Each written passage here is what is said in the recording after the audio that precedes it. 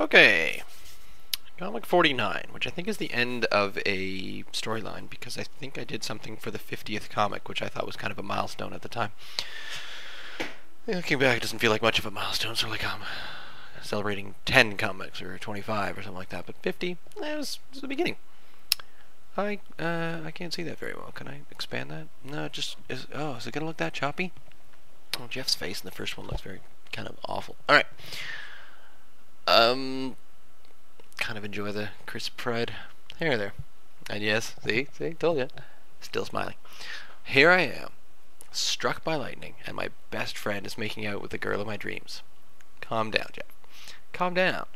I'm passed out on the roof, and you're kissing my girlfriend, Kenny. For the last time, Jeff, I am not your girlfriend. Okay, baby, all's forgiven. Come home to daddy. Wow. This particular comic, chances are, due to its misogynism, will possibly warrant some of the more popular words around my household from my wife, which are, that's not funny. Oh, now I need to cough really bad, and I shouldn't, because I don't want to cough directly into the microphone. Okay, choosing not to cough. Or, let's pause for a second, and I'll continue after I cough. Okay, we're good. That went well. So, he's still wearing his cape. We now have seen... Did we see before if he had... Did he have long sleeves before? And why are his hands up in his face? And apparently when he puts his hands in the air, or straight up from his shoulders, or it looks like, they only reach to his nose. I mean, I know they have very tall heads. You know, they're not generic skull shape. What would a skull from one of these characters look like? It would... Man, it would be crazy. It'd be like a half-caved long watermelon with a... Anyway, I'm going to stop thinking about that. So, yeah, aside from Julie and the angry eyes in the back, so Jeff's obviously upset. And so the humor here is that Jeff is still totally in his own little world. Rather delusional about the fact that he, in his mind, is actually with Julie, the girl of his dreams. I think after this moment, jokes like this start calming down. Now again, with the "Okay, baby, all is forgiven. Come home to daddy."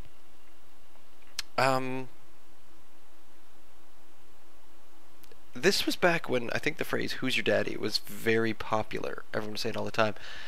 And in fact, I was long before I did this comic. I was working at a pizza place, and a girl that I was working with, I mentioned one time just out of humor type thing, because you know we'd throw it out every now and then, where that was the kind of the "yeah, I told you so" for a while. Or someone, you know, you'd say, "Hey, that's pretty big." "Oh, it's not that big." "Oh, look, I'll compare, put them next to each other." "Yeah, see?" And instead of saying "I told you so," you say, "Yeah, who's your daddy?" So I said it one time just in fun, and this one girl, she got kind of quiet, and she said, I really don't like that statement." I said, "Oh, alright."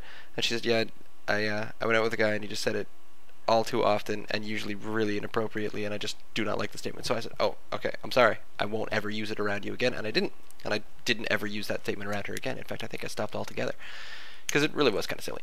But, having said that, and I tried not to consider myself, you know, chauvinist pig or misogynist or anything like that, or I try to be very equal in that. I try, so I can probably be accused of not all the time. But when a character says that,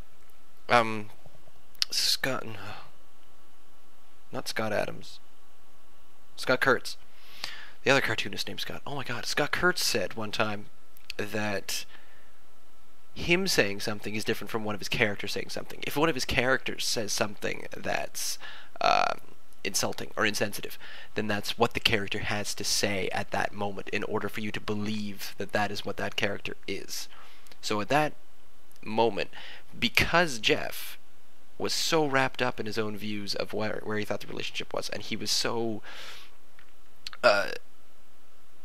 his opinion of the relationship was impenetrable by anyone, especially Julie's opinion. He couldn't care less what she thought, and that is who he is. This is not who my friend is that the character is based on. We're going back to Jeff again. Jeff is like this. So Jeff is the one who has to say, "Come home to daddy." even though I would never say that.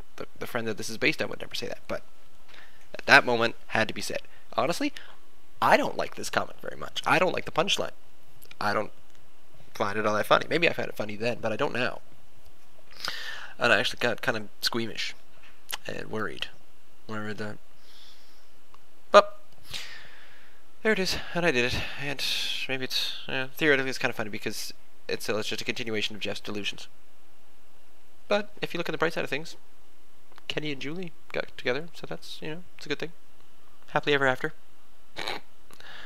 Kind of. Okay, I've apologized long enough.